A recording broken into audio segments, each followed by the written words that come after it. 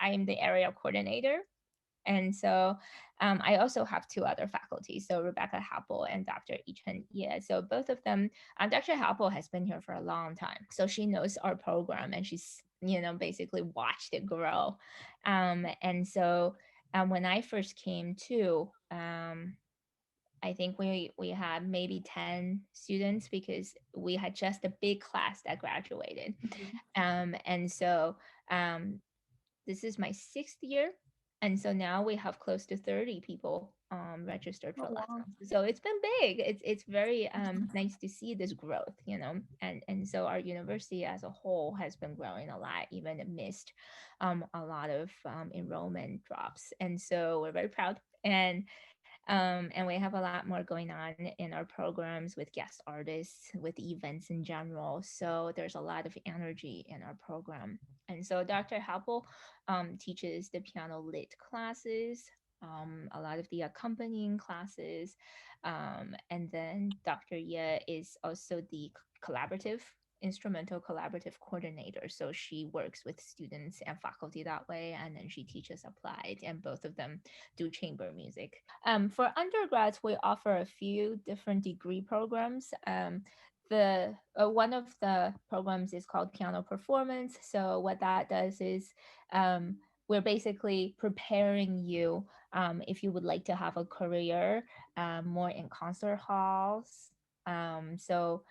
Things like that. It doesn't mean you can't teach. We still teach you pedagogy one and two, which are the beginning courses to prepare you to own your own studio, to do one-on-one teaching, what are the methods that people use, and things like that. Okay. And then we actually, maybe 3 years ago, we were approved for a new program, and that's called piano pedagogy. Okay, so pedagogy in this sense means studio teaching. So we are focusing on students, training students how to become private teachers, basically. It continues from the pedagogy one and two courses that we were talking about, which focuses on method teaching. Um, so you probably don't even remember those years. Those were like before Yeah. you reach double digits. So when you first started, the first few years of your learning. And then three and four focuses on the more intermediate advanced to advanced repertoire. So then we give you the whole scope. Um, and then when you finish those courses, we also set you up for an internship.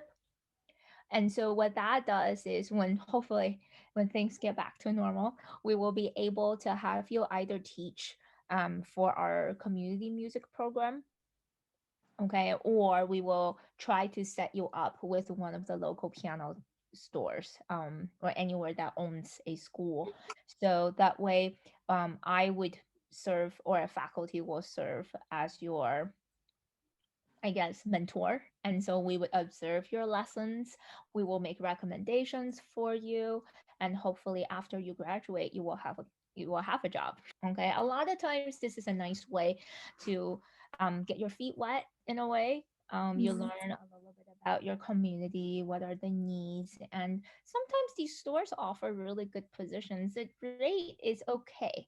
It's not terribly low. I think it's around 35, 36 per hour.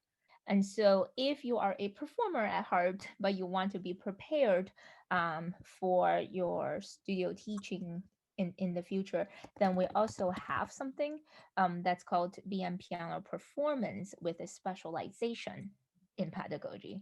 Okay, so it's like a combined course, but not quite enough to give you 2 degrees. So that's why the long title. Pedagogy thing is very new. We are the only school right now offering that in Michigan at the BM level. I think there is a sort of a integrated course at U of M, but ours is primarily the only one that's doing.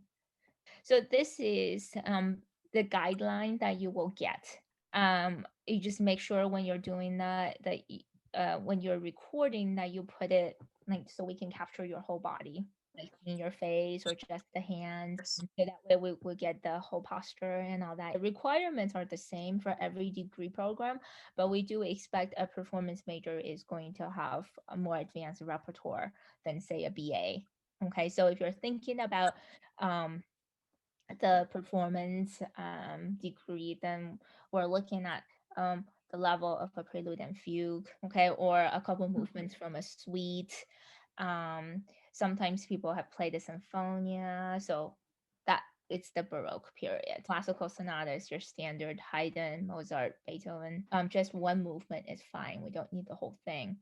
And then the third piece is literally whatever you like. And so that's all we're asking for that. And so just to clarify, because I'm preparing my students for grad school auditions and we're looking at all these website things. And the one thing that confuses us, even though we put it here, is do you have to record the entire audition in one, or can you do one piece at a time? We're fine with one piece at a time, and then make sure that it's in by December 8th. We recommend that you audition before our last date, which is in March, for scholarship consideration. It doesn't mean if you do it late, there's zero money for you. It just means we prioritize people who audition early. So we have January, February, March dates, and then there's also one in May. So if this is you're learning about this all now and you need time to think about it, and so it might feel very rushed now to prepare for something for March. Okay, so there is a May date, and then there's also an August date for fall. We also have Be a Major for a day. You go and you attend classes with them.